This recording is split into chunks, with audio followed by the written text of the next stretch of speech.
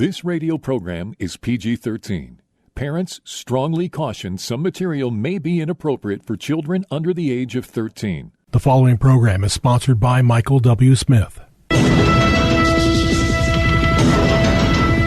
views expressed on the following program are those of the host and not necessarily those of staff, management, or ownership. Arizona, Phoenix. This is Brother Mike. This is HardcoreChristianity.com. Welcome to the program. Thanks for tuning in today. Today's Bible study, trans mass murder on the rise in the United States of America. Hey, welcome to Filthy Fridays on Hardcore. I'm not sure you should call somebody and tell them the radio program's on. This one is heartbreaking. What about the announcements? Thanks for asking. This is Brother Mike. I'm the professional counselor at the Arizona Deliverance Center. Been a counselor for over 40 years. Been on the radio for over 20. Thanks to you. Thanks for your donations. On the website, you'll see we have 2 live services every week, Thursday and Friday nights at 7. We have a Monday night Zoom for the ladies at 6:30, a Wednesday night Zoom for everybody at 6 p.m. I have a podcast on Sunday mornings at 9 o'clock, twitch.tv, and we have a counseling center available to born-again Christians at no cost. If you're a born-again Christian, you can receive free counseling services. Give me a call at 602-636-5800. Give me a call about any of our ministry services or the Zoom services. I'll send you the code and the password, 602-636-5800. Or an email, mike@hardcorechristianity.com. Don't forget to come to my deliverance training class the 4th Saturday of every month at noon at the Deliverance Center. Wow, trans mass murder. It's getting crazy. Let me give you some facts here first so I don't make too much of what appears to be an outrageous situation. The Nashville shooter, the diary got out, and it was very painful to read and very shocking. But, trans mass murder is on the rise. The Colorado Springs shooter was non-binary. The Denver shooter identified as trans. The Aberdeen shooter identified as trans. And the Nashville shooter, now that we've got the diary out, of course, was a trans male. Born as a female, but in her mind was a male. Here's the bottom line, though, on the facts. As of this time, transgenderism is very, very small in the United States. The statistics are this: only 0.5% of people in the United States are trans. About 1.3% or 1.5% of 13 to 17-year-olds, they identify as trans.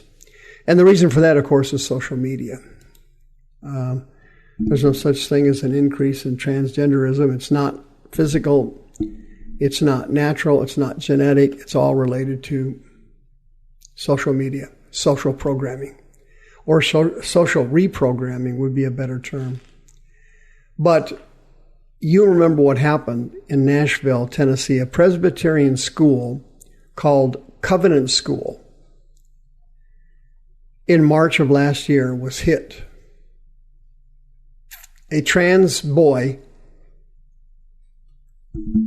a trans male, showed up and murdered 6 people. And she had left behind a diary. They found it in the car. But the FBI told the cops in Nashville to bury the diary. They didn't want it to get out. And CBS News told their reporters to not mention that the boy was trans. But in the diary, it shows some enormously painful material. What had happened was Audrey Hale hated her parents. If you want to know what this is like, check out my radio show this week on Monday and Tuesday. You'll be quite amazed. As I mentioned in the Monday show, transgenderism, when the DSM-3 came out in 1980, was considered a mental illness. By the time the DSM-5 came out in 2000, 20 years later, they changed it to gender dysphoria. Why? Political reasons. Political. Transgenderism, as I have taught on numerous occasions on the radio program, is a mental illness. They need treatment. They need help. Why do they need it? Well, for example, today's show, mass murder.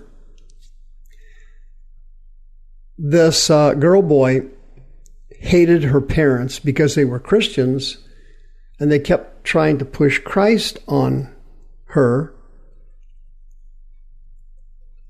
And they told her that Christ could change her and help her remove these desires for being a boy. And in this diary, she explains that she hated him for it. She wanted to be raised in another family that allowed people to be who they are. She didn't want to be forced to go to church or youth group anymore. She wanted to be raised by a family that let kids think for themselves. The diary was filled with obscenities. He cursed like crazy. And she was enormously supportive of LGBTQ and was extremely resentful of her parents. I'm surprised, to be honest with you, that she didn't kill them, like my radio show on Monday. She wrote in her diary that she felt cursed by birth. She hated God. She wrote in there, quote, "Having a brain like mine is godliness, but also prone to making poor-ass decisions." She used the male name she chose for herself, Aiden.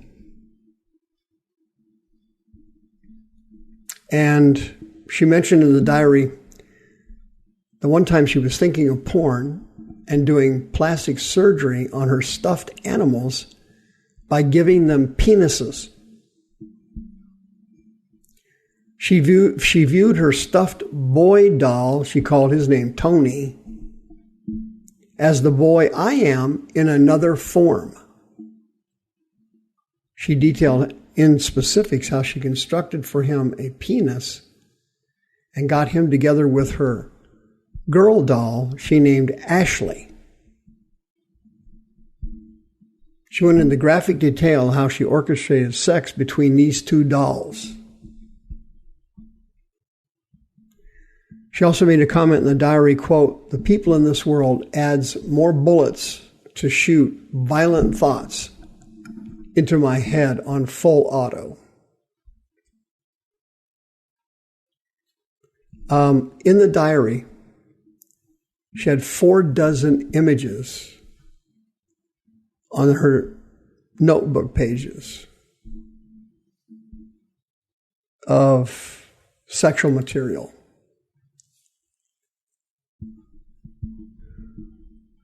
In the diary, it showed that she had initially planned to do the shooting not in March, but in February. She noted in the diary that her female gender role makes her want to not exist and to be completely gone in physical form from the face of the earth. Well, after this happened, the FBI moved in and told the Nashville police why they should never let this diary out in public. And they gave him numerous series of reasons for it, like 15 different reasons. The FBI called them legacy tokens. And, some of the stuff the FBI said was true. Some people do these mass shootings and they want to be famous after they're dead, so they leave things behind, manifestos, diaries, and so on. They want infamy, they want notoriety, and they want to provide motivation for other mass murderers. But the FBI also told the Nashville police, listen, if you release all this information in the diary, there's going to be a conclusion that she was mentally ill. And they will be advancing a false narrative that the majority of attackers are mentally ill. Okay? And so I know, and you know, that's a false statement. Transgenderism is a mental illness, DSM-3. It was changed in the DSM-5. But we're beginning to see how dangerous this is, and that it is, in fact, a mental illness, and these people need treatment. They need help. And most of all, they need deliverance. I've explained on numerous occasions that during abuse or great disappointment in childhood, spirits enter children's bodies. Like it said in the DSM-3, most of the trans people had severe problems with their parents when they were young. Trauma is an entry point for spirits, and these lust demons get into the child's body and morph their sexuality when they go through puberty so that they develop same-sex attractions or gender identity confusion. The demons are doing it, and because the churches have eliminated deliverance, there's no possible way for these kids to get healed. Because once these demons are removed, the child starts to recover. A girl then starts to move back to becoming a girl. A boy moves back to becoming a boy. But as long as the demons are inside the child's body, and then later on in adulthood, there's no way they can be cured. Therapy and counseling do not work with homosexuality and transgenderism. The demons are always in the body, and they're always giving them symptomatology that is negative. If you know someone who's gay or trans, or a transvestite, they can be cured. Once the demons are removed through the power of the Lord Jesus Christ, His name and the blood of His name, they can be healed. Call 602-636-5800. Send me an email, mike@hardcorechristianity.com. You do not have to live like this. You do not have to die like this. You do not have to live with rage and anger and murder in your soul. You do not have to kill your parents or anybody else. You can be free. See you next time.